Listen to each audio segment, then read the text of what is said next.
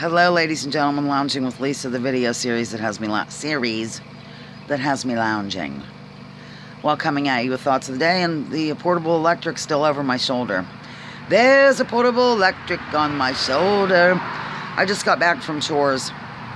It sounds funny. This is such a total new experience to me because back in the day, whenever Joel and I had large ponies, whenever I say we had ponies, people think it's a coffee table. In fact, I know maybe Joe, the pony, was not 14 hands. He might have been 13 something. Stanley is 13 hands. He seems huge to us. Of course, we're used to the donkeys. And we're short people. We got no reason. Short people got... Okay, I'm out of hand. Yeah, in fact, when we got the hotel in southern Indiana... Yeah, southern Indiana, right. Whenever the hell that was... I felt like a postage stamp, and Joel was the return address or something, because it was like this king-size bed, and here we are, short and rather small.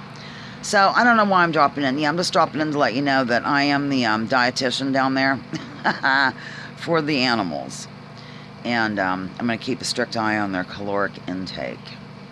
Those little donks are so sweet. I live for the donkeys. I just love them so much.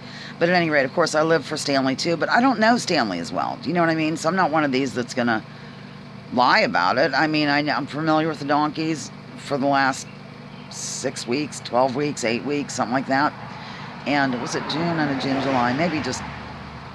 Seems like it's been a while because it took a long time to be able to approach them in any manner that's... doesn't look ridiculous, I guess. You have to approach donkeys and mules at the shoulder. You don't go for their face.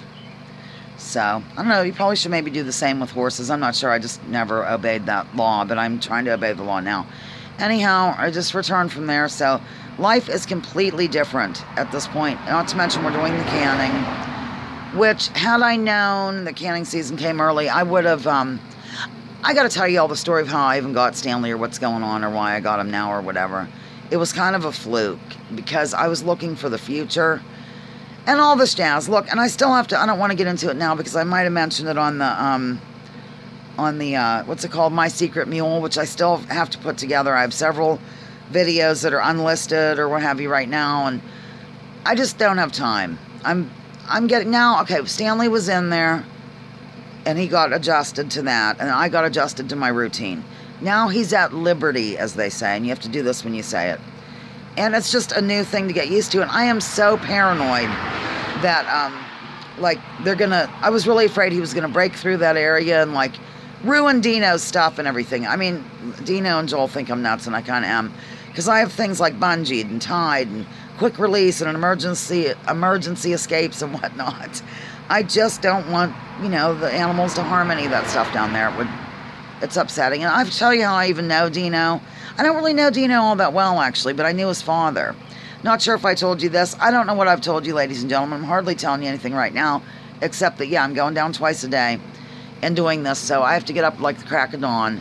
I'm kind of getting used to that now. In fact, if I sleep past 6, I feel like I'm doing something bad. Now, tomorrow's the first Monday that I'm doing this, then going to work. So, I'm not going to, I'll go in these clothes or something in the morning, and then, that is a good thing. They come down. Like, when I shake this treat thing, they come down. Totally. And, Stanley doesn't, try to plow me over or anything like that. I think he didn't really try to plow me over, but he sort of got in my space a little bit, and you just kind of wave him off, and he doesn't care for it, so that's good. The donks, I feel very secure around them lately. Isn't that funny? I used to be very leery of them.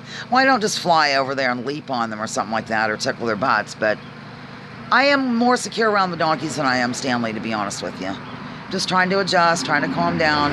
Every day it's different, but with mules you have to move very slowly. Even though, he's well-trained and he does this and he does that and he does the other. Like I said, we're pretending like he does nothing, which right now he doesn't, so it's not much of a stretch. So I just sort of wandered around out there with them and let him know if I go up to him, I'm not going to, seize him or wrestle him to the ground. Oh, I can imagine that. Their heads are so strong. Those donkeys are strong as hell. If they don't want to go somewhere, they're not going. And it's not because they're stubborn. It's because they're smart and they want to preserve their own lives. So, and I love horses, I live for horses and large ponies and all that. But they are not as intelligent as these animals. Sorry, no offense to horse people. That was my background, I guess. Well, I don't guess, it was. So it's just a whole new ball game. But every time I get there in the morning, I'm like so thankful that they're there. Do you know what I'm saying? You have to do this when you say it. So I don't know. It's just funny because I found I had some bungees with me and I bungeed the gate.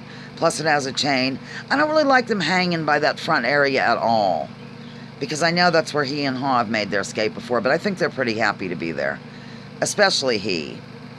And they're just so cute. They stick together, and tonight Stanley was in the shelter. It's gone from a stall to a shelter. And like he was eating, and he and Ha are just standing there kind of looking at me for that moment. And he is the little one. He was like facing forward like Stanley. And Ha had his head right on his butt like, yeah, we get something too. They did get something, a very little though. I'm sorry, you've got to maintain their weight. All right, I'm done. This is Crazy Behavior here on Lounging with Lisa, the video series that has me lounging while coming at you with thoughts of the day. I'm working tomorrow at the place, helping out, loaning a hand at Now and Again Gift Shop and Boutique located at your convenience on Water Street, Coney Lake. Where was I? The video series that has me lounging while coming at you with thoughts of the day and a garden gnome and a sleigh. That rhymes. Please join me in dropping your political identities. Let's focus on issues. Leave labels at the door. Research before you judge. Remember, war is a racket. Don't take my word for it. Check out General Smedley Butler and what he had to say. Okay, I'm still staying. You know how I do my closing and stay. For those who, you can be excused if you don't want to hear the after show. When Joel gets here, we have to wash individual Swiss chards. I can't stand the Swiss chard. And then we have to do beets. So we'll have beet tops. I'll probably take them to the animals. They can have them. So there's certain things they cannot have, ladies and gentlemen, like Brussels sprouts and stuff like that. I'll have to look it up. But you know, there's certain things that can, like broccoli and such, isn't good. It's like causes gas and so forth. So I'm done. I just have nothing else. I just thought I'd do a video instead of just showing the animals down there in the herd. I'm so nervous. I know I'm not as nervous as I was, but I'm still nervous. I'm just being honest with you. Okay, over and out. I'm done. I've already done my closing. This is crazy. 7 minutes and 40 seconds. What the hell did I even say? Bye.